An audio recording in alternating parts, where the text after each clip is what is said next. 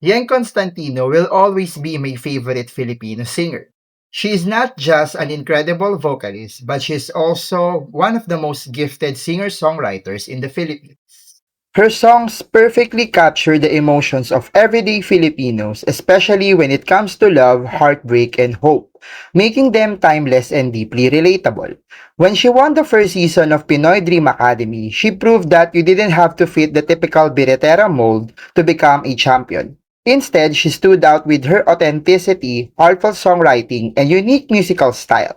Since then, she has continued to reinvent herself with every album while staying true to the sound that made millions fall in love with her music. Fun fact, Yang is also an award-winning actress. She won the Metro Manila Film Festival Best Supporting Actress Award for her performance in Right About Love, proving that her talent extends far beyond music. Whether it's Hawa Kamay, Ikaw, Jeepney Love Story, or Chinito, Yang Constantino's songs have become the soundtrack to countless Filipino love stories. That's why she'll always have a special place in my playlist. Thanks for watching!